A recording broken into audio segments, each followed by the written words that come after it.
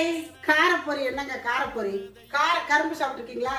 வாங்க இன்னைக்கு கார கரும்பு எப்படி செய்யறதுன்னு பார்க்கலாம். இந்த சாதாரண ஆழக்கரும்புல செய்யக்கூடாது. இது வந்து செங்கரும்பு, அதாவது கருப்பா இருக்கிற கரும்புல தான் இந்த கார கரும்பு செய்யலாம். அந்த தோலெல்லாம் எடுத்துட்டு இந்த மாதிரி நான் உடச்சு வச்சிருக்கிறேன். இதை வந்து நம்மளுக்கு சாப்பிட்றதுக்கு அளவா கரெக்டாக கட் பண்ணிக்கோங்க. ரொம்ப லெந்தாக இருக்கக்கூடாது. இந்த மாதிரி எல்லாத்தையும் கட் பண்ணிக்கலாம். பார்த்தீங்களா, எல்லாத்தையுமே இதே மாதிரி நான் கட் பண்ணி வச்சுருக்கிறேன். ஒரே மாதிரியா கொஞ்சமாக சால்ட்டு, மஞ்சத்தூள், வெறும் மிளகாத்தூள், கரம் மசாலா இது எல்லாத்தையும் எடுத்து வச்சுருக்கிறேன். எல்லாத்தையும் சேர்த்து நல்லா கலக்கிக்கலாம். நல்லா கலக்கிட்டு இந்த மாதிரி நல்லா ஒரு குளிச்சிருங்க. நல்லா இந்த மாதிரி குளிக்கிட்டு கை போட்டு இப்படி லைட்டாக அப்படி கலக்குங்க. சூப்பரான காரக்கரும்பு ரெடி. இந்த மாதிரி போட்டு ஒரு முறை சாப்பிட்டு பாருங்களேன், செம்மையாக இருக்கும்.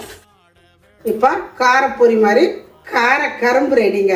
கரும்பை எப்போவுமே ஒரே மாதிரி வெட்டி சும்மா சாப்பிடாம இந்த மாதிரி சாப்பிட்டு பாருங்க, இதுவும் நல்லா இருக்கும். நம்ம வந்து அன்னாச்சி பழம் சாப்பிட்ட மாதிரி இருக்குங்க, சூப்பராக இருக்குது.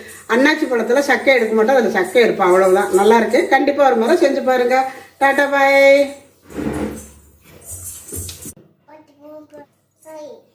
வேணுமா கரும்பா? எங்கள் பாப்பா எடுத்துச்சு. நல்லா ஓடிட்டா. கார கரும்பு சாப்பிட்ருக்கீங்களா? சாப்பிட்டு பாருங்க காரக்கரும்பு.